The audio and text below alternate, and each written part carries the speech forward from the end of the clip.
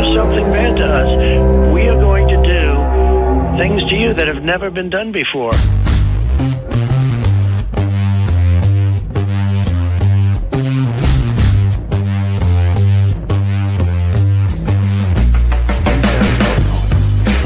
What the is that, dude?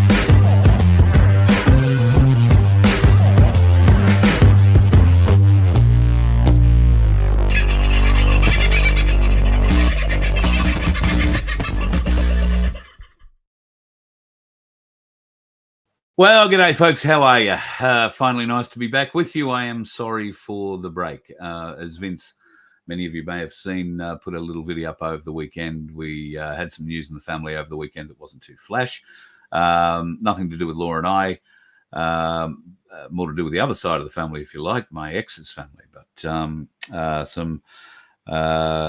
just some stuff we had to deal with. So thank you to everybody who reached out, made contact. We're all good. It's just interesting, I guess, to be on the front line now when it comes to a few of the medical issues that are popping up around the countryside. So now's not the time to talk about it, but at some point in the future, maybe we will. But the last few days have been interesting from a perspective of trying to help and educate people who may not necessarily want to be helped and educated. So, it's been an interesting time. Got a lot of fun news for you, though. Ainslie. Now, Ainslie Bullion, as you know, we've been trying to gather a bit of an idea of how many folks we've been able to help get into gold and silver by sending them Ainslie Bullion's way. If you happen to be watching this show and you haven't already sent us an email, please do. If you went and used Ainslie, whether it was online or over the phone, or you went in person to either their Brisbane or their Melbourne offices, then please let us know. Just send us an email, Ainslie, AINSLIE at vofhq.com. Ainslie at vofhq.com. I'm going to give you a few email addresses tonight. I'm sure a few of you might have some questions for somebody I'm going to be interviewing in the next few weeks. And I want to give as many people an opportunity to get their question in front of me so that I might get that in front of this person. I'll get to that very shortly. Pardon me. Next month, we're hitting the road again.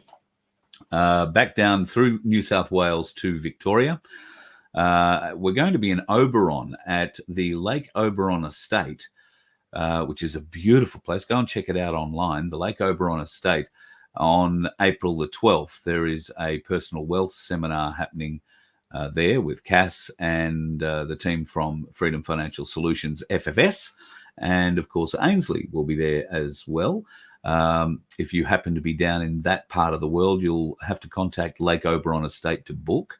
There are limited seats available. I think there's a fair few already taken. So if you are interested in getting to that, it's April the 12th at Oberon or Lake Oberon Estate. Beautiful. Let's go. Like I say, go and check it out online. And if you were heading down that way, they have a few little cottages on the estate there that you can stay in, little B&B, that kind of thing.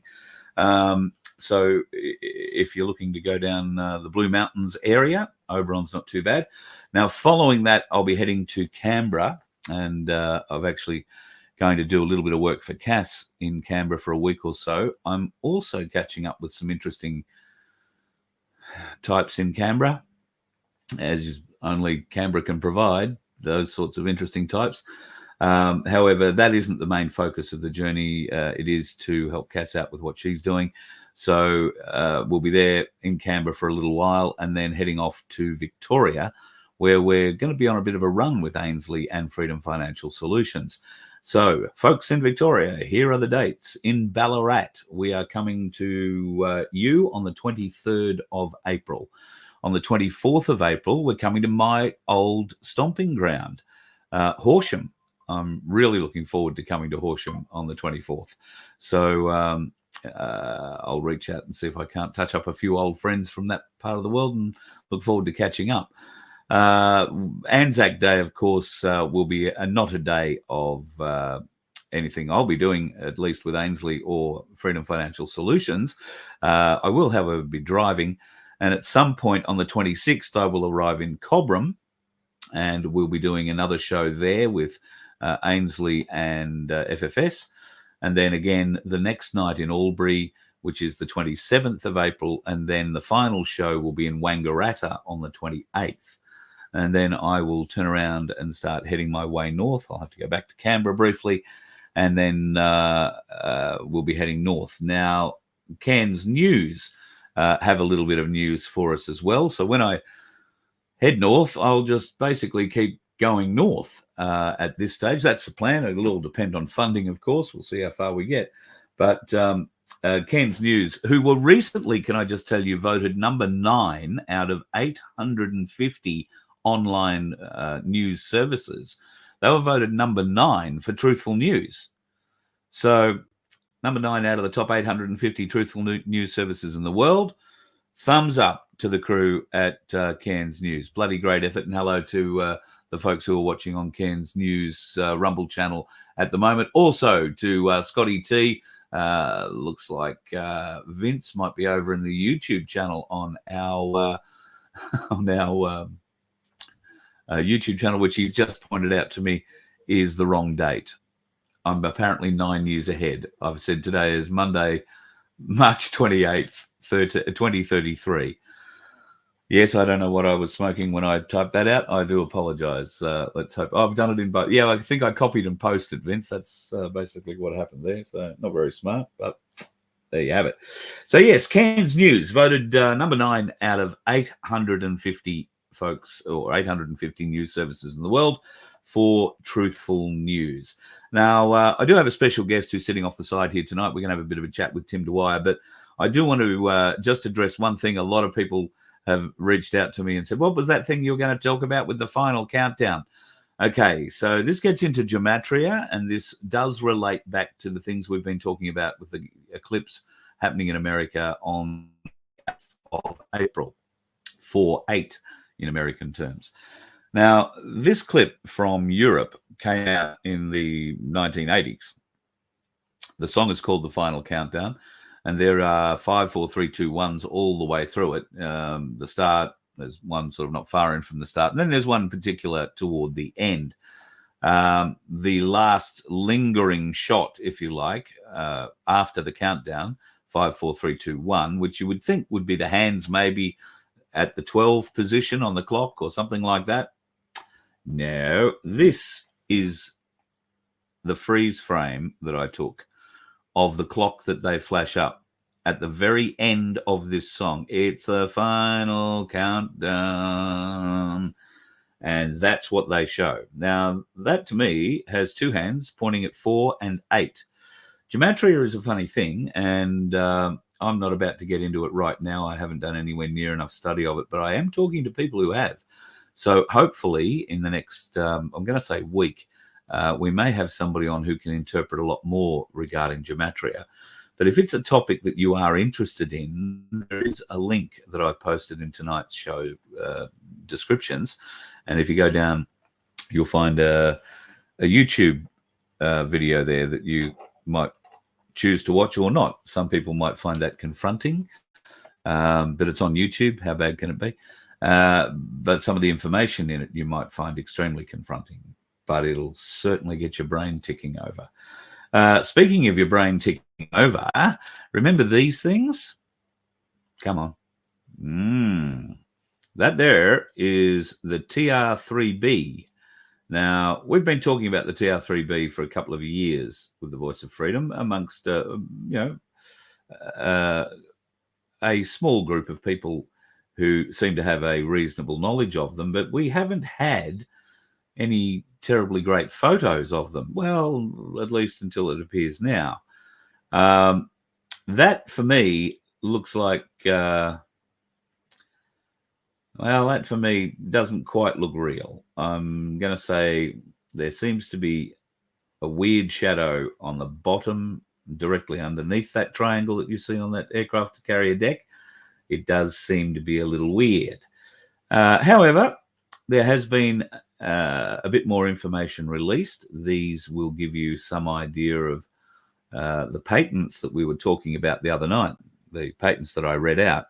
Well, this is how they have been put into use. And if I keep flicking through them, you'll see that there is a lower view, a top view, all sorts of different schematics that will allow probably people with a lot more knowledge than me to get a bit of a detail about how these things are proposed to work. I'm not one of these people who likes to see those sorts of, bits of paper on how they work. I'm one of those people who prefers to see them fly.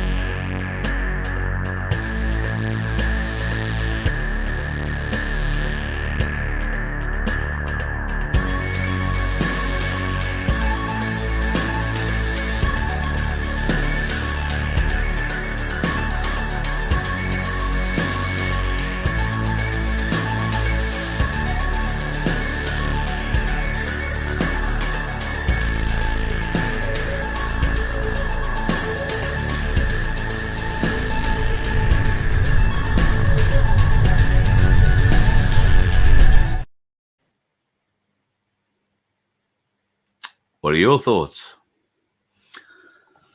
Thought it was pretty interesting myself. Vince and I have had a conversation about it. We've both looked at it long and hard. I have a few queries about it. In part, it looks a little weird to me, but that could also be because I have nothing of any repute to compare it against. We've always seen spaceships, if you like, in a cartoon or a movie sense as a ship with a front and a back traveling in, one direction. We haven't seen them spinning around themselves like that. And that, to me, makes it confusing in the eye, confusing in the video. It also disappears, just pops out a shot right at the very end. And there are some aspects of the flares that are being shot out of one particular point on that triangle that just don't look quite right to me. But look, what do I know? I'm not an inventor. I'm not that creative. But this bloke, I don't know, what are the chances that TR3B was being run on hydrogen, Tim Dwyer? Probably pretty slim, I would think. Yeah, mate, I don't know. I've often thought that, cars and trucks and everything should be nuclear powered because it's pretty, in a sense, it's simple technology. But the big hoo-ha, of course, is that what do you do with the spent fuel rods? It's terrible stuff. Well, maybe. But one of the things we have to understand is that spent fuel rods, if burnt at a particular temperature, over 3,000 degrees, turns to inert dust. And hydrogen just happens to burn at 4,000 degrees if it's in the right conditions. So we could get rid of all the nuclear spent rods around the world. We could charge them a fortune for it and burn it with hydrogen, and it'd just become inert dust. So I don't know what all the hoo-ha is. You're in South Australia. You have a history of dealing with things that glow. Yeah, and we got plenty of that stuff. Yeah, exactly. There's a ton of it still left in the ground out there. Oh, mate, at Roxby Downs, it's just everywhere. You've got no idea. So the debate is just starting to, be brought up again, nuclear versus anything else. The Liberal Party have come out and said, nuclear might be all right. And, of course, the Labor Party have stuck their head firmly up a Green's arse, in the Green area, and are planning on keeping us fossilised for as long as possible. Where do you sit with it all? Well, look, I'm in a very peculiar space simply because, I've got a hydrogen system that, as a side effect of burning that in a combustion engine, reduces the emissions. That's not what it was designed to do. That's just happens to happen. My personal view is that if we look long term, and I mean, long term history of the vegetation growth of this country or this world, back in the prehistoric, the dinosaur age, vegetation growth was huge. Mammals were huge. Our CO2 levels were about 4 times what they are now. And we had enormous plant growth and mammal growth. So therefore, one could conclude that a bit more CO2 in the atmosphere would be very helpful to the plant growth, to the animals, and to us humans. It's not detrimental at all. They've picked on it so as that they've got to pick on something. And they pick on a gas that is really the gas of life, not the gas of death. Yeah. Of course, if we have too little CO2 in the air, and I said this to one of the green lunatics, was that, well, okay, that'll reduce our oxygen level. If we reduce CO2, we reduce oxygen because the plants can't get their food. Which one of your children do you want to tell they're not allowed to breathe today? Because there's not enough oxygen. Yeah. And then, of course, if there's not enough oxygen to grow the plants, then there's not enough oxygen for the food that the plants provide. So which one of their children are they going to let starve because they don't have enough food? This is the lunacy of their concept. Now, I was listening to a lady over the weekend, not this weekend, last weekend, Joanne, and she's amazing. She does all the data work, and she's a research analyst. And I'll just get her last name here. Let me see, Joanne Nova. If anybody wants to look her up, she's amazing. Basically, what she was saying was the lunatic green fringe. They want all these electric cars and solar panels and God knows what by 2050 around the world. This is their target, blah, blah, blah. Yep. Well, that's great.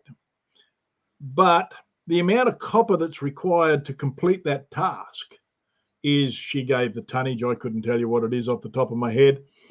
But she said hundreds of millions of tons. It's hundreds of millions of tons. And that is given that there's that much copper left. Because don't forget, we've been mining copper out of the earth for a long time, right? True. But the trouble is, it's going to take 800 years to mine the copper that they want by 2050 to complete their task.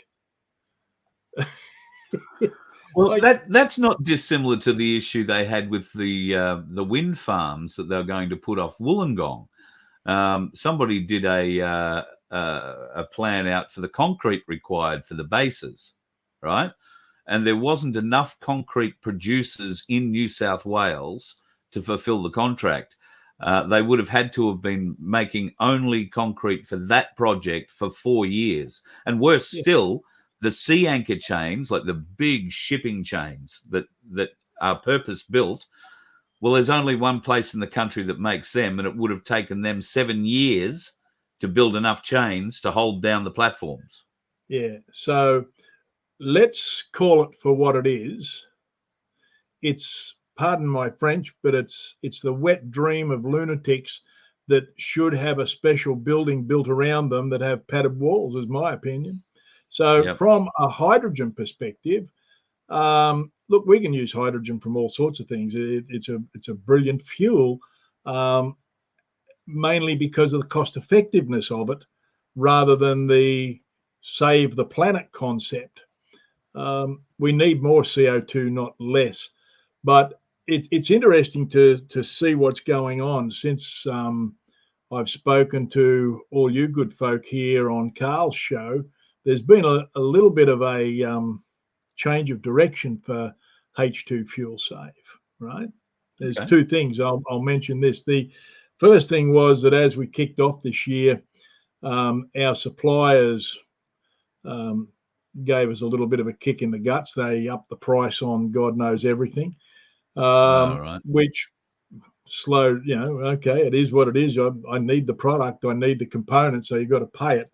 So what I've decided, and I talked to Carl about this, is that for anybody from the Voice of Freedom, what we'll do is to even this field out a little bit. I'll take a bit of a bite, and instead of doing $3,400 for the Voice of Freedom guys, because my price has gone up and your price has got to go up too. So how about we do this, right?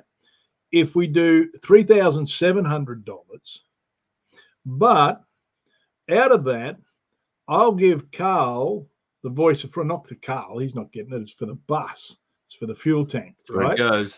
So I'll give the Voice of Freedom bus $150 per unit out of that 3.7, right? So it's not much different. We've just changed the direction of where and how the funds move around, right? Yeah. And thank you. No, mate, no, look, it's good. I love what you're doing. I really am beside you in this. And, it's everything we can do to help is what we do to help. But the other side of it is that we had a little bit of an inquiry. I don't know whether I mentioned it or not, from the Saudis. Yeah, Saudi Arabia. Yeah. That wouldn't have been the first place I'd have picked to get an inquiry from, if I'm honest, mate. No, mate, they've got a bit of that black stuff still flowing. And anyway, I won't go into all the details of it, but it was the approach was made at the behest of the Prince of the Saudi family. And I said, well, why do you want hydrogen? You've got plenty of oil. And this guy said, well, that was his comment to the Prince. And the Prince said, it's not how much cheap energy we have. It is the perception of the rest of the world of how responsible we are. Wow. So we've now got some hydrogen units over in Saudi being tested on behalf of the Saudi royal family. And it was interesting talking to them because we've had some fairly good discussions. And they talked about how one of the concepts that the Saudis have floated in their meetings about the hydrogen is that every vehicle that's 5 years of age and older in Saudi must have a hydrogen unit on it. That's one of their concepts. Oh. And wow. Yeah. So they asked what my manufacturing capacity was. I said, well, hell, it ain't anywhere near that. But anyway, we'll work on that bit. You might have to work on miniaturizing things a little bit, mate. I don't know how you're going to fit it all inside a back of a Bugatti Veyron or inside a Lamborghini.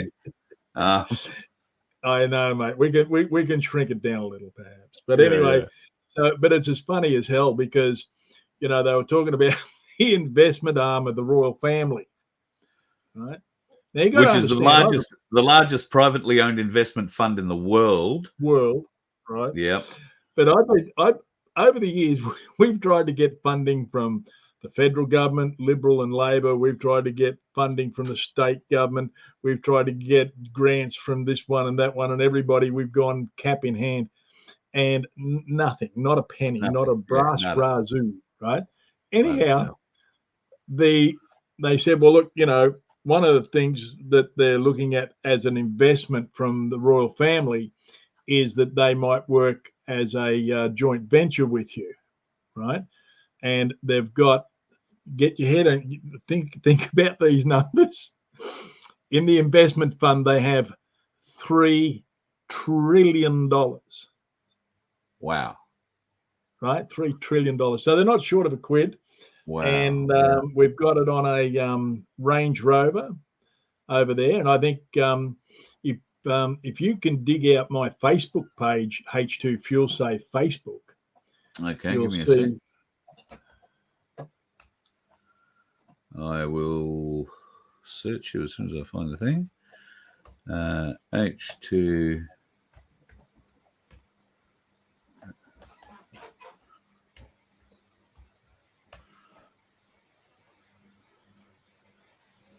I think I have it. Hang on a minute. Now I've just got to try and figure out the right button to share it. Hang on. Share screen. I'm guessing that one will be it. And I might just have to bring you up over here a bit. Put that down. Yeah, scroll. And there you go. So that's you with the fuel save unit. I've got to say that big one there on your right-hand side, the left of picture. Yeah. What does that go in? A 747? Yeah, no, mate, that goes on remote generators that it has to be unattended for 28 days. Oh, And right. Okay. They're huge things. So, yeah.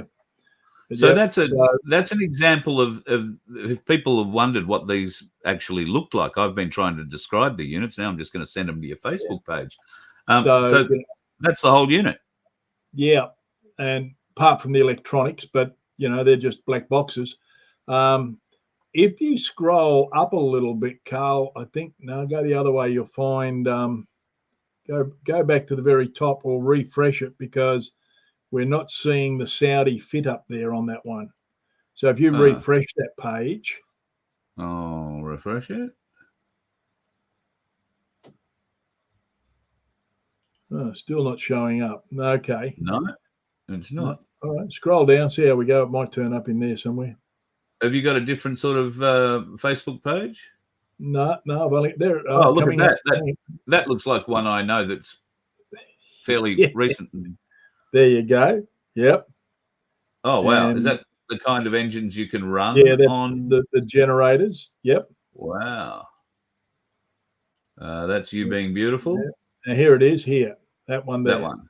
Yeah, if you open up the volume on that. Installed properly and finally with this setup, as you can see, it is in here completely, like I cannot say completely, but almost hidden. What you will be seeing only this. Now with this, the reason I shown you this video without the cover, just to see how the wires are routed and how the components properly fitted, nicely, professionally installed. That's our hose. And now you will be seeing the cover. Put the cover, please. After putting the cover, the lid. Oh, wow. Look at that. Neat. This will be the final look. However, once the car is tested and found satisfactory, we can do another finish here, another cover. Then what you will be seeing later is just this side, means this area. This is good actually to have this because this is like the indicator for you to see the level of the liquid. So we cannot hide here up to here, for example. This has to be seen always because you need to monitor the level of the liquid which is inside the canister. Wow. That's pretty spectacular. That was done in Riyadh. And the workshop they got over there, you could eat your lunch off the floor. It's unbelievable. So yeah, we're ticking along in that department. So that's all very good. And we're getting good reports back from a lot of the guys that have already bought the system through the Voice of Freedom. Now, there's been a couple that we've had to retune to get a better result out of, but that's okay. We can do that as well. I know Skipper Pete up in Ingham. I haven't spoken to him in a couple of weeks, but the last time I spoke to him, I believe he was a bit pissed off because he seems to be leaving black tyre tread up every road he goes. Just so much power in the old cruiser. He's driving that thing like he stole it, you know. It's just crazy. Yeah. But he loves it. Yeah, It's he going loves like a train. Yeah. Yeah, well, And, just on that, I'm heading up into far north Queensland, as I said earlier, in May, and hopefully we'll be up there May, June, July. So that'll be all through the crush. yeah. Would love to be able to get a couple of these units on some cane cutting machines or tractors or heavy machinery, you know, trucks pulling bins, whatever, Yeah. just to see what a difference it makes. Yeah. And, you know, look, the interesting thing is the system is really, how do I put this? Parasitic draw is limited, right? So what that means is there's a theory out there that says, oh, no, it can't work because it's going to take more energy out of your alternator to drive the damn thing to get the current to break up the water than the fuel you're going to save. Well, that's where we sort of shine a little bit, because on the bus, for instance, now that's a V10, we're pulling 4.5 amps off the alternator to drive Carl's unit in the bus. And I think, what sort of fuel economy were you getting, Carl? I think it was somewhere about 20%. At the time I brought it down to you, it was around 50 litres per 100 Ks. Right. And what are you doing now? 24. Pretty standard, 24.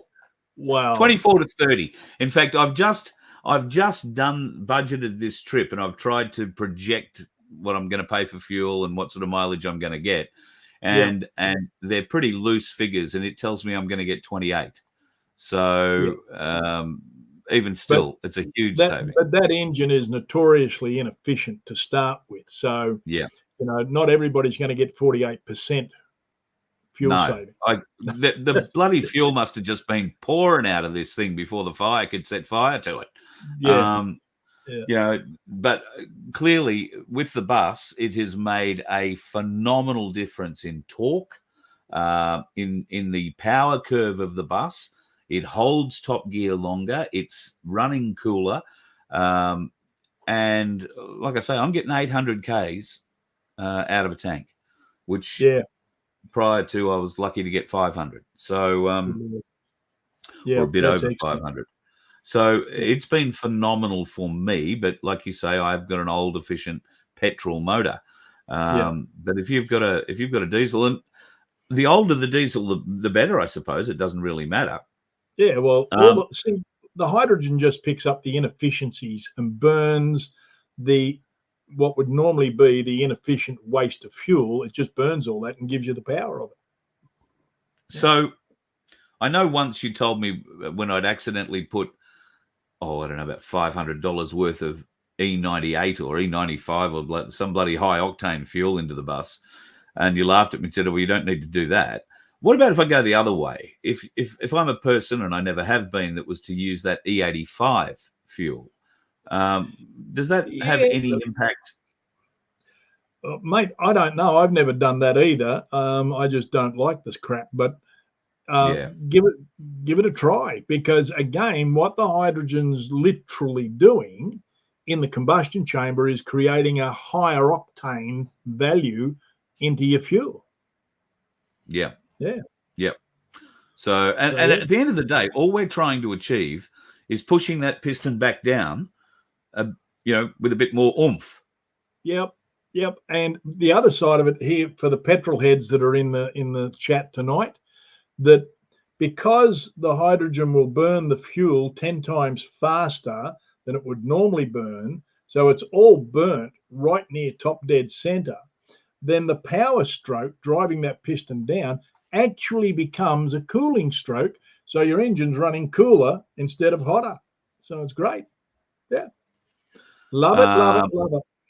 Yeah. So that's essentially the same process, regardless of the fuel or the type of engine you're running. Petrol, diesel, and LPG works on LPG too. Yeah. Yeah. Now, did you have to do a funny tweak on mine because I'm running petrol and LPG? Is there like a did you have to sort of pick a halfway point? Yeah, you've on petrol and LPG, you're probably going to get a little better on LPG than you do on petrol. So you blow it up. Yep. Yeah. Well, that wasn't anything to do with me. No, nothing to do with you. All to do with me. But anyway, so you've got a bit of a mix match in the tune there, but that's how it is, and it works. So yeah, we're happy with that. And you talk about more torque. We've put these on some grain harvesters a few years ago, and they were contractors and they were working in pretty sandy country. And what they found was they were able to do an extra 2 bins a day because they had the extra torque to get through the sand. So wow, okay, yeah. It's just amazing. And there's so many little. That adds up. That adds up to a big fuel saving at the end of a week. Oh yeah. And they get paid on the tonnage they harvest. So the quicker they get it done, the better. Yeah. Yeah, absolutely. Get on to the next job. Yeah. Benefits all round. Benefits all round. Yeah. And it's a really easy system to fit. You don't have to go down to Gawler to find you, even though Corinne, does promise to cook your dinner. Well, me anyway. I've never turned up, but she has promised. So folks can actually, and in fact, Skipper Pete didn't he? He fitted his at home. Yeah, fitted it in the backyard. Yep. So I know from personal knowledge and personal experience, you don't need too many skills to fit them. So no. And all the wizardry is in the box, isn't it? Yeah, it is. And as long as they give me the fuel burn before they get it, like it's doing, 10 litres per 100, 8 litres per 100, 15, whatever it is, I'll tune the box. So all they got to do is just wire it up and it's ready to go. Yeah. And could that be, like you said, you've had to retune a couple of them that have come through Voice of Freedom.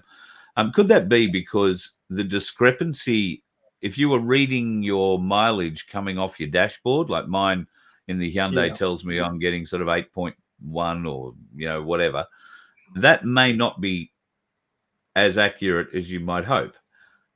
Is that so should you do it the old fashioned way, fill her up, run a tank through it and do the measurement or do the math? What I'd like to see is, and we've seen this over the years with trucks and semis and road trains, the truck will tell you one figure, litres per 100 Ks, but if you write down the trip, like the speedometer distance, put in the amount of litres of fuel you've put in, fill it up again, put in the trip meter, do that 2 or 3 times, get through 2 or 3 tanks of fuel, it is the actual kilometres driven by the actual fuel gone down its neck will be a different figure than what the computer on the car or the whatever tells you.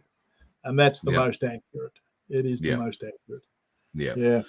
So do that, folks, if you're thinking about it, and then give us an email, h2@vofhq.com. Goes straight into your inbox, Tim. And, it does indeed. And you're, when you're not talking on the phone to the folks that have signed up with me and X39, you might be able to squeeze in a chat with somebody about H2. Carl, I got to tell you, I don't know if this is right, or whether I should be doing this now or not, but I'm pretty excited about this one. There was the studies have come through on blood tests that people have been on X39 for 6 months and 12 months, right? Think about this, right? Now, we all look for the immediate reaction. Oh, my shoulder pain's gone, my back pain's gone. That's great. That is fabulous, right? But here's a really exciting thing. In your DNA, on your X chromosomes, right, on your DNA, on the helix thing, there is a little end cap called a telomere. Now, we've studied telomeres for years because it's just what we did in something else. But telomeres are actually your age identifier. The shorter your telomeres, the older you are.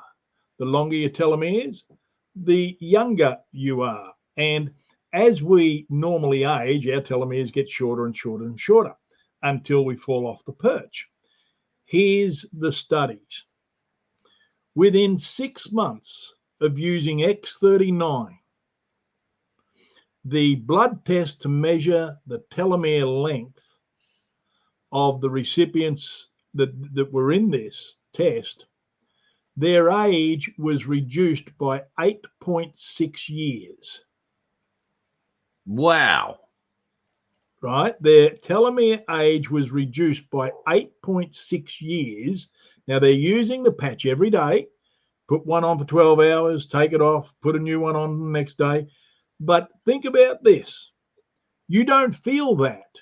You can't identify it every day. You go, oh, yeah, I feel my telomeres are growing longer. No.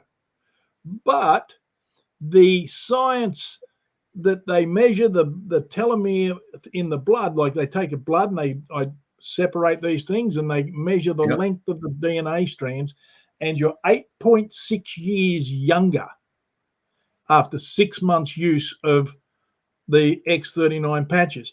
I got to tell you, when I saw that, I thought, I don't like pain. Getting rid of my pain was brilliant. But for God's sake, and it improves your immune system by about 15%. Well, I just know from my personal experience, because my use was a bit patchy for the patches, so to speak, up until, really after Christmas, because I was given so many away.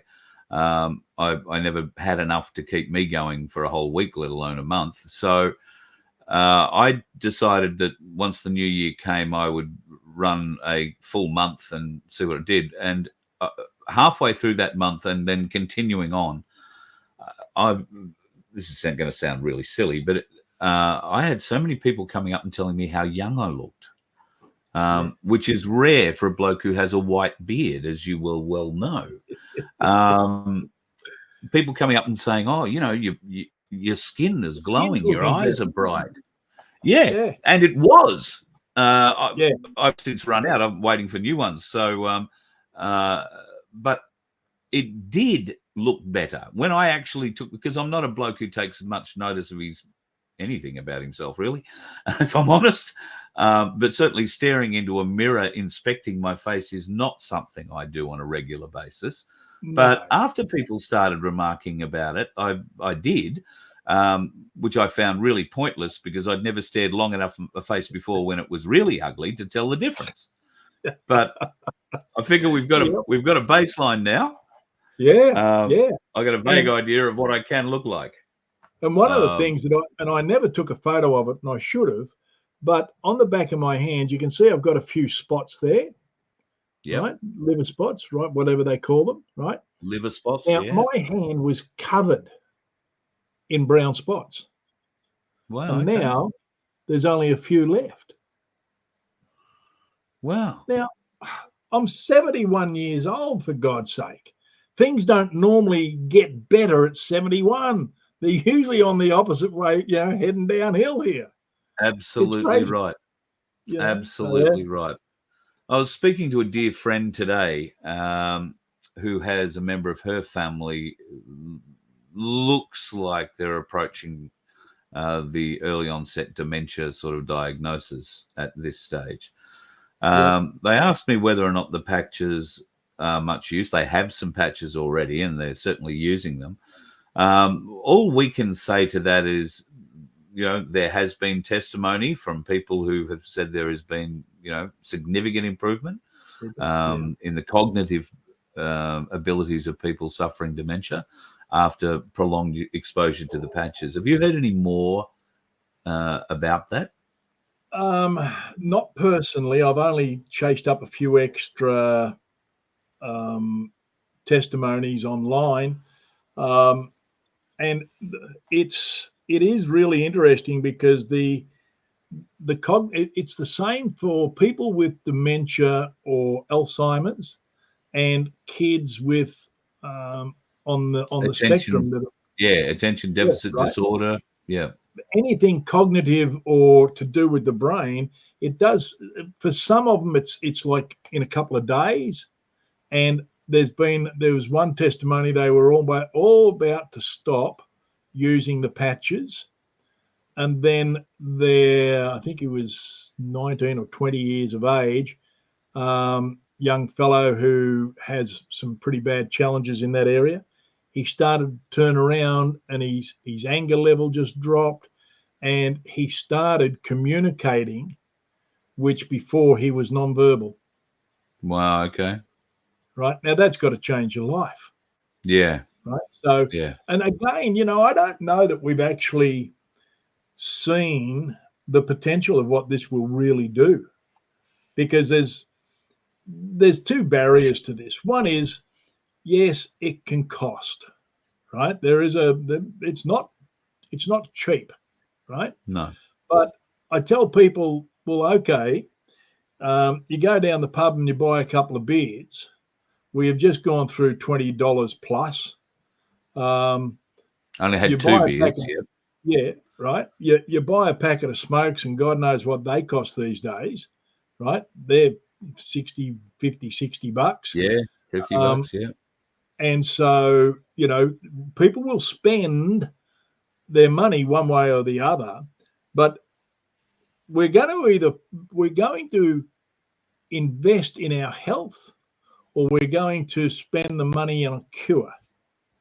And it's all right for me. I've never smoked. I'm not in that bracket. I don't spend that money, but I'm dead set keen to spend reasonable dollars to maintain good health. Now, I don't think I'm ever going to get off this planet alive. I'm not thinking I'm going to live forever or anything like that. But my goal would be to live a healthy, productive life up to the point where one night the boss upstairs says, "Righto, sunshine, you've done your job. I'm taking you home." And I don't bother waking up that morning, like that's all I'm looking for. And but I've still got work to do, so that day is not coming. Oh, speaking of work to do, just a little diversion here. By all means. It'll be a couple of weeks after Easter when we lodge the documents into the High Court, taking 226 politicians for not swearing their oath. Oh, I'm looking forward to that day. Are you going to present, when you present a document like that, is that something you dress up for and go to Canberra to do in person, or do you just mail it in and hope the person at the desk gets it? Well, being this one, I'm pretty sure I wouldn't mind a drive to Canberra, because I was there the other day. I went to the High Court the other day just to have a bit of browse around. I'd love to be there that day, mate. So you just let me know, and I will be along there. So we got some stuff on, Carl. We got, the X39 growth is staggering, literally staggering. If somebody had told me that there would have been that many people come on board with this all across the whole world, really. I couldn't have believed that. And then, of course, with H2. Boy, that's getting exciting. And that's the Saudis is such a great thing to get, but I'm actually happier for you with those big mining generators, those units. I mean, okay, great for the mines, but I'm just thinking about where else they could be putting. Could they be powering air conditioning units and all that sort of thing in the tops of high rises and all that? No. It's got to at this point in time, how we're using it has got to be for combustion engines. Right. Okay. Right. So but there is other things we can do with hydrogen, of course, but that's for another day when I got more dollars. And scare the neighbourhood would be a good start, but you've already tried that. We've done it. We rattled the windows of houses 2 blocks from here. Right. It was unbelievable. We filled a black rubbish bin bag full of hydrogen. Like, it was massive. And we tied it up. We put it on a big long pole. And then we got a little gas lighter type operation. We got it going and put it on another pole and lifted it up to the right. We chopped up a roll of tin foil to make it like confetti, and we put that in there before we started. And then we got the light and the bag to meet. Wow, the bloody explosion that made! I got to tell you, it was fair dinkum. It ricocheted, it blew your eardrums out nearly. Oh, it was yeah, I bet. It was, but I bet. you know, that's silly this stuff. this is the kind of thing inventors do while they're out inventing things. You've got to test the limits, don't you? Of course, yeah. Interestingly, So, yeah. Inventing or inventions are something that I'm very keen to learn more about. You've set me on this path, you bugger, because minds like yours are singularly creative about coming up with solutions to problems. And I'm hopeful that yours isn't the only one that's floating around out there in the country. And hopefully we can bring a few more inventions to the world. And maybe in the future, if we get the support from the people and whatnot watching us, we might be able to get some of these Australian-made inventions back being made in Australia. And that's only going to help our bottom line going forward. And if we're led to believe that all these patents are now going to become released so that we can go to work and do whatever we want out of them, be open patents and not have to pay for the use of them. What would you do? Would you, given the Saudis are all very excited about hydrogen at the moment, have you ever thought about electromagnetic propulsion? Yeah, we've looked at that with some fairly powerful neodymium magnets. You've got to be careful playing with them because they'll snap your finger clean off if you get it in the wrong place, I'll tell you. But the other thing we've looked at is that, think about this. If we've got a fairly large pipe and we have a specially built and designed magnifying glass that the focal point is 600 degrees, right? And then the magnifying glass goes up and down this pipe. It tracks the sun around the pipe, travels up and down. There's multiples of them. And what you've got coming out the end is superheated steam. Now, superheated steam drives a turbine.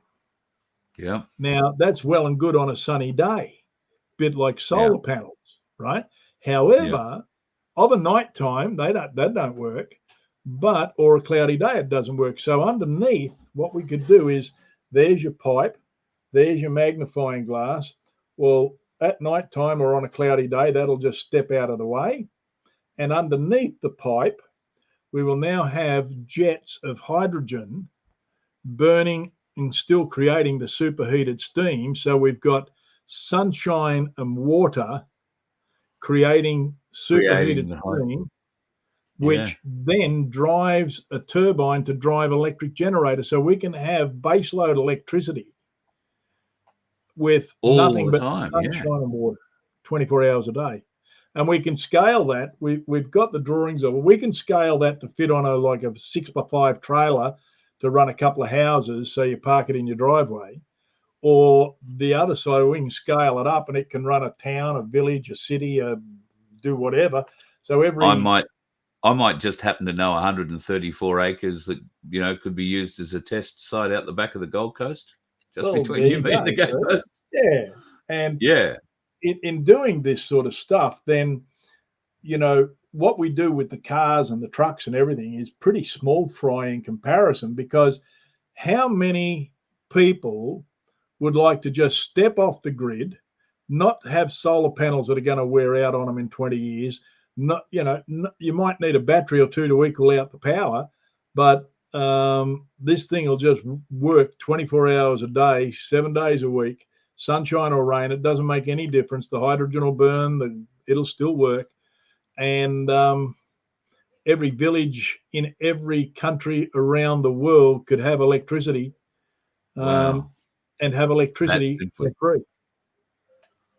So why aren't we doing it? Why aren't we doing it? Well, mate, there's too many oligarchs got too much money tied up in controlling us, and this is why my brain works on the basis of, okay, if you want to try and control me and tie me down, I'm going to figure out a way to get the hell out of that. And this is I'm the the whole same way. process of what I've been doing. Yeah. It's no wonder you, me, and Vince get along so well. Oh, it's funny. But yeah, Hey, listen, mate, we're just having a good time. You spent some time on the road recently yourself. You went to Albury for Topher Field's conference. Do you want to give us a bit of an idea of what happened there? I'm very interested to learn more about it. Well, it was really interesting. Let me give you a quick little bit of background here. We didn't tell hardly anybody we were going. And the reason I didn't was I didn't want anybody else's feedback or theory or rough idea on what was going on up there. And so off we went, and we left here on the Thursday. We got up there Thursday night, and Friday lunchtime it started.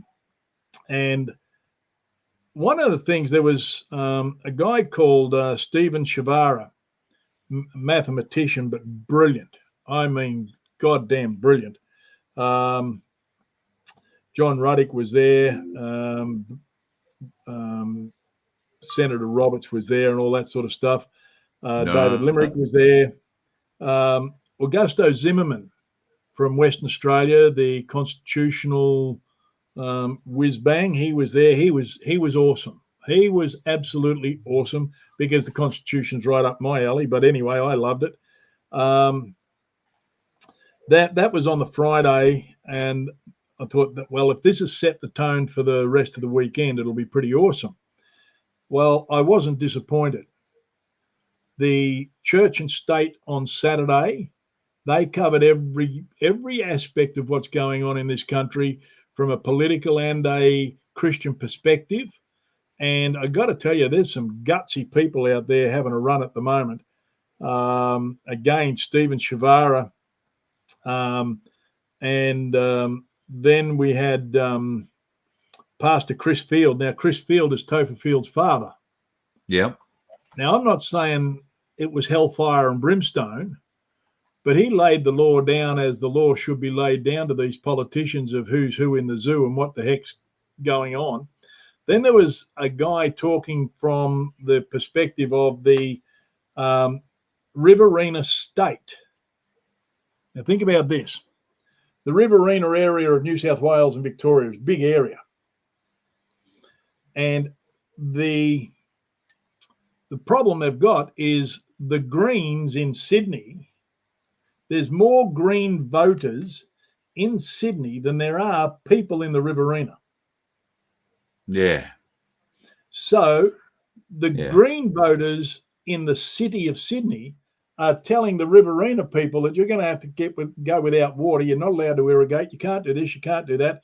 And all this sort of stuff. So amongst other things, what they're proposing is a Riverina state, to create a whole new state, being the Riverina, separate to the cities of Melbourne and Sydney. And the Constitution allows for new states, because then the state of the Riverina could control its own destiny. And a lot of it is because of the lies and the crap that the South Australians have been feeding the Murray-Darling Basin thing with, because down at Lake Alexandrina here in South Australia, they're worried about the flows in and out of the lake, because it's got to be, the water coming down has got to flow through the lake. Well, they've put barrages up years and years ago to make the Alexandrina a freshwater lake, when it was never a freshwater lake. It was a tidal lake, and a lot of what was freshwater came to it from down near Mount Gambier and flowed in, as well as the seawater, but they blocked all that off. So now they're only relying on what's coming down the Murray, and now they're telling the growers that they can't have irrigation water. So that was really interesting. Then we had, who else we had? We had Chris Field, Catherine Smith. She was, there was New South Wales, Victorian or New South Wales ex-policewoman there. She resigned live on air on 60 Minutes when all this hoo-ha was going on it must have been Victoria, I think. Right. She was brilliant. She was really good. Topher Field spoke a couple of times, of course. Who else was there? John Ruddick was there. Chris Neal, Jordan Dideloff was there. That was really good. And one of the key things here was, again, that lady Joanne Nova I talked about, her ability to read the graphs and understand the science of the mining and everything that's required for this lunacy green dream. She just tore it to pieces at 100 mile an hour. Mate, it wasn't a cheap exercise to go. We were Thursday, Friday, Saturday, Sunday. Then we went to Canberra on Monday. So it was 5 nights accommodation plus tickets and fuel and everything else. But I'll tell you something. It was excellent. I went there to get a bit of a understanding of who's who in the zoo and who's full of crap and who's not. And I've got to tell you, I left that place thinking we have some good allies here. These are sharp people. They're not full of it. And from my perspective, and people are entitled to make their own decisions, but I wanted to be there so as I could make my own decision, having listened to them. And if ever they do another one, Big Ideas for a Better Australia, I got to tell you, I'm going to be there. All right. Thanks for the report. Very keen to learn more about it. And maybe we'll turn up next time too, see what we can do. So very happy to be part of it. Mate, I'll let you go because I know that your lovely wife has probably baked you something very special for dinner. Oh, we had roast lamb for dinner tonight, Carl. I'm sorry. See, now, I would have ordinarily got very, very, very chagrined about that, but I had roast lamb last night, and there's still cold roast lamb in the fridge, which will be going on some bread when we get out of here. The only thing I'm a bit ticked off with was that Corinne got rid of the dripping out of the bottom of the pan because I like it on a bit of bread and dripping and salt and pepper. Yes. See, now, I did a marinade on the leg, and it came up rather dark in places and a bit hard, which is just the way I like it. Okay. I don't mind a little bit of that burnt taste in the anyway. The rest of it turned out quite well, but the outer edge was a bit hard, but I enjoyed it. Mate, thank you very much for coming on tonight and having a bit excellent. Thanks for the invite, and thank you everybody for the comments. I haven't been able to read them all, but thank you very much. I do have there's a couple here that I started before I let you go. Actually, they were actually directed at you. Let me have a look here. They were about the H2 system, and for some reason or other, they're down here. Can you isolate, or how easy is it to isolate hydrogen from the oxygen? Yeah, you can do it, but you don't want to do it if you're putting it into a combustion engine, because the combustion engine has a air-fuel ratio. So if you take the oxygen out of the hydrogen, you then muck up the air-fuel ratio you've got there to burn your primary fuel. That's why we put the hydrogen and the oxygen in together. Okay, and this one from Richard. With hydrogen in large commercial diesel engines, carbon lubricates the cylinders to an extent, but imagine no more carbon buildup, which can happen easily with a DPF. How does this help you with carbon? I would have thought the oil lubricates the cylinders more so than the carbon, but I get the point. Yeah, carbon can be used, or is a sort of a lubricant, but it's also an abrasive. So in relation to that question, we burn all the carbon. There is no carbon left in the combustion chamber. Therefore, there's no carbon getting down into the oil, which causes the wear in your engine. It causes the scoring of the bore, the rings, the whole lot, the bearings. And so when you go to change your oil, after you've been using hydrogen for a little while, the oil's still clean. Now, it can lose viscosity, so I'm not telling people to extend their oil changes, but we've pulled down Caterpillar engines at 1,000,000 Ks and you can read the piston, the numbers on the top of the pistons. You can run your finger around on the blades of the turbo, and there's no carbon on it, and the valves are perfectly clean. It looks like a brand new head. So, and that's at 1 million K. So, and the DPFs, well, the DPFs don't fill up because there's no carbon particulate to get down into the diesel particulate filter. So you never have to replace one. I hope to be dropping the oil out of the bus before we head down to Victoria. In fact, Phil might be coming around to help me with that, I'm hoping. I know, because I've been checking the oil pretty regularly, that I've done about probably 8,000 kilometers on the oil that's in it, and it's as clean today as it was the day I put it in there. It's staggering. Okay, the viscosity, you're right, you can lose a bit of viscosity. Mine's still going fine. I'd expect to get more than 10,000 Ks out of it, but I plan to change it at 10,000, so or just prior. So hopefully we'll drop it out this weekend and put new in. I'll take a shot of it though, or I'll take a little GoPro video of it and show folks just how clean it is coming out of the motor. Beauty. Because it's stunning stuff. All right, mate, you have yourself... Oh, hang on, let me just see. Can cars with computer chip ignition be converted to an old-style start? No, an H2 system? Not my ballpark, sorry. Yeah, not your end of the world. With a nearly 50% fuel saving, is the H2 stored in the unit or made as required? Made as required. So I have a bit under 1 litre of water in my storage unit, and I don't know, how big's the converter unit? It'd be quarter of that, wouldn't it? Yeah, I suppose. Yeah, like it's... So, yeah, it takes water out of the main storage unit and does its little bit of magic in the other thing, and the gas that comes out of that goes through the hose, around to the front, into the airbox, gets sucked in with all the rest of the air into the motor, and voila, I'm tearing up the road like a road runner. Wow. Yeah, and slightly inebriated one. Yes, it is.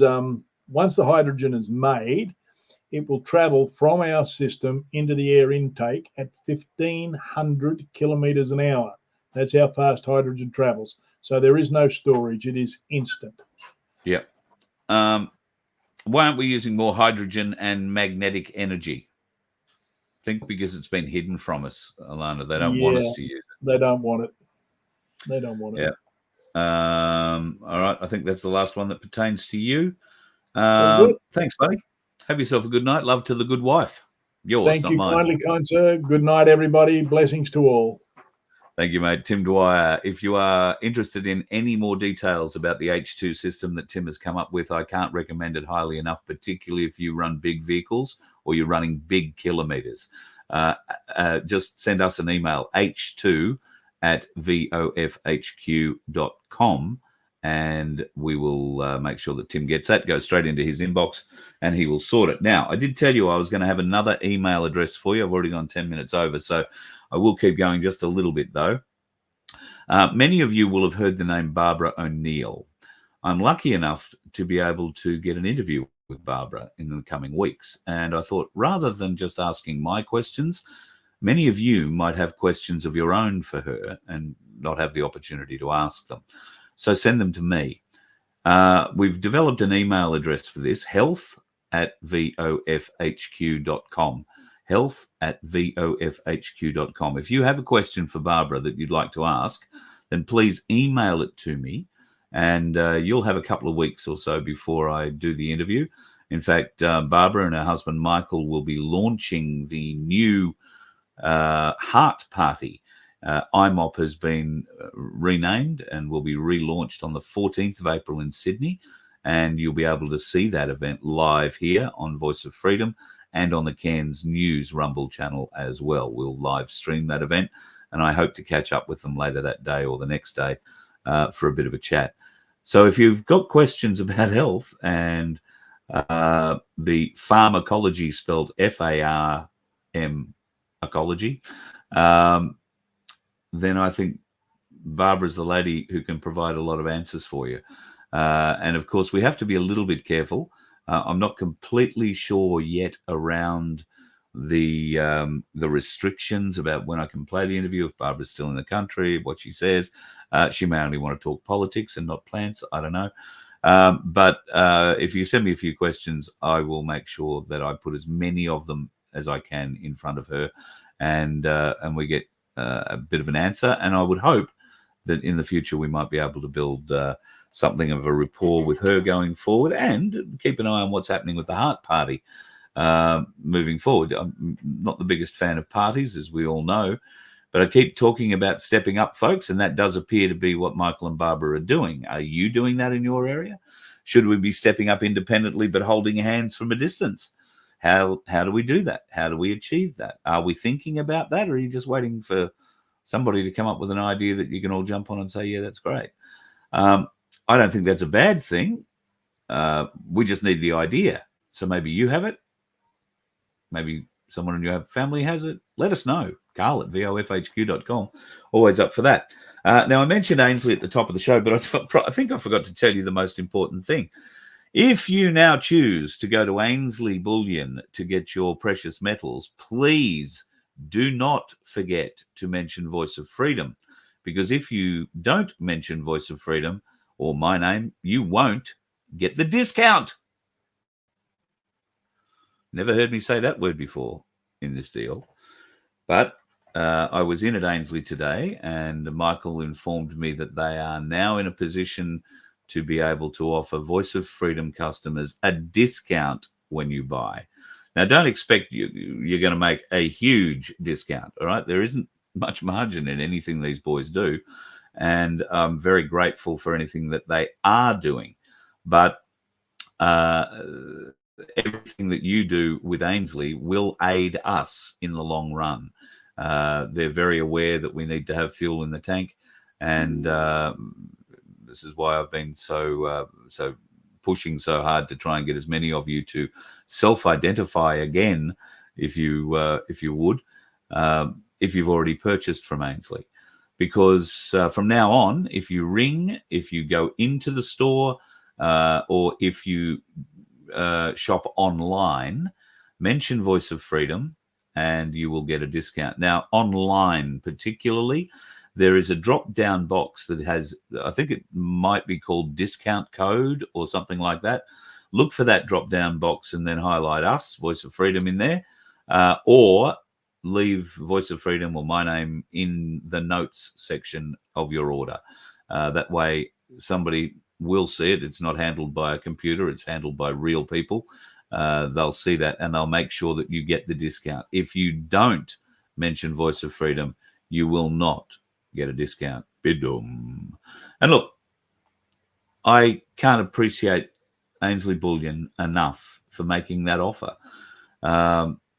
Thank you to them for giving you guys, my supporters of the Voice of Freedom, the opportunity to get just a little better deal than the average unawakened Joe who's walking around on those streets. I hope you take that opportunity, folks, because I think it's pretty special.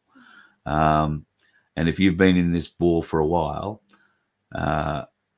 then getting a discount on something as precious as the precious metals that Ainslie deal in could pay big dividends for you in the not too distant future.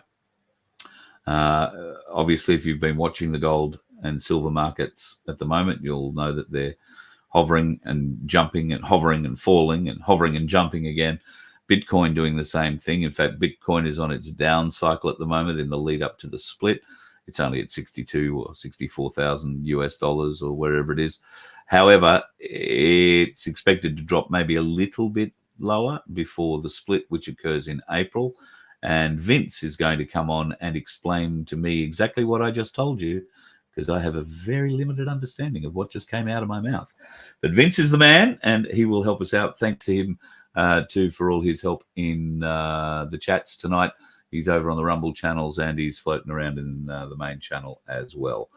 I'll let you go, folks. It's 15:15, an hour and 15 I've been running.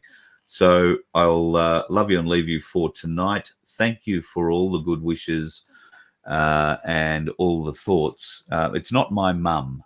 I saw somebody mention in chat that they hope my mum's okay. It's not my mum; it's extended family. Got to say, just a little bit weird. Haven't seen him in a long time, but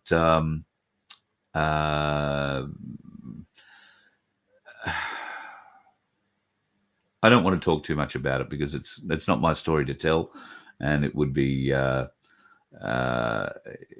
indelicate of me to tell it. So suffice to say, there have been some prostate issues in the family for the last 5 years. Got the all clear on that, and now there's a lot more drastic issues, inoperable type drastic issues. So we'll wait and see what happens. I'm a proponent of certain treatments, and doctors propose treating it a different way. In fact, prolonging, or not really. It's just a very difficult situation. So thank you to everybody who messaged or reached out over the weekend. I really appreciate the fact that you thought of me. It's all right. Laura and I are fine. My mum's fine. My sister is fine. It's extended family, but you want to be there when you can for people, even if you haven't seen them in 30 years. So you got to do what you can do. And I'm stuck. Don't know what more to tell you about it. I'm not going to say anything more about it, so I won't tell you any more about it. I'll stop it now. All right, folks. Thank you very much for coming back to me tonight to catch up. It's been a bit of a pain in the bum for the last week or so. I've been running around doing different things, and we've missed the odd show. So I do apologise profusely for doing that. Tomorrow night we are back with a vengeance. In fact, tomorrow night I'm really looking forward to introducing you to Fernie Haven. Cass is going to be coming on the show. And we are going to have a good look, and she's going to explain exactly what Fernie Haven is going to be. And if you're a person that likes the idea of having your own wellness centre in amongst many others who have an interest in the wellness centre, then this new opportunity that Cass has might just be something for you and your business. From naturopaths and yogis to masseuses to self-helps to all sorts of things. There is an opportunity to be on some magnificent ground out the back of the Gold Coast that is fully powered, but you might want to put up a dome, or you can put up a cabin if you want. I quite like some of these dome ideas that are being thrown around. And in fact, with a little bit of luck, one of those domes will go up, I think, on the Witherin property in the not too distant future. When that happens, I'm going to take a camera down and show it to you. I'm really quite enamored with these domes. They're very cheap to build, pardon me, and offer a huge amount of space. So well worthwhile investing in if you like that adventurous style. Put a loft bedroom up in the top and live underneath, work underneath. And the wellness centre that Cass and Sam, her business partner, are looking to build out the back of the Gold Coast really will be of world standard. So if you're looking for a block of land and maybe somewhere to call home and run your business from, watch this space. Tomorrow night, Cass will be on to give us all a good idea of exactly what's involved with the new property, Fernie Haven. Absolutely spectacular. She's promised, well, she didn't promise, but she did say after Witherin that she wasn't going to do this again. But then she saw this bit of land, and I think if you were watching a show a couple of weeks ago, I showed you some of it. She saw that land, fell in love with it, and sees that the uses that it can be for the people, including farming, animals, all sorts of stuff out there. So if you want to learn more about it, tomorrow night, 6:30, Voice of Freedom, this is where we will be, provided there are no dickheads that get in our way on the roads tomorrow. Have yourself a good day. You let one ant stand up to us, then they all might stand up. Those puny little ants outnumber us 100 to 1. And if they ever figure that out, there goes our way of life. It's not about food. It's about keeping those ants in line. That's why we're going back. Does anybody else want to stay? Let's rock!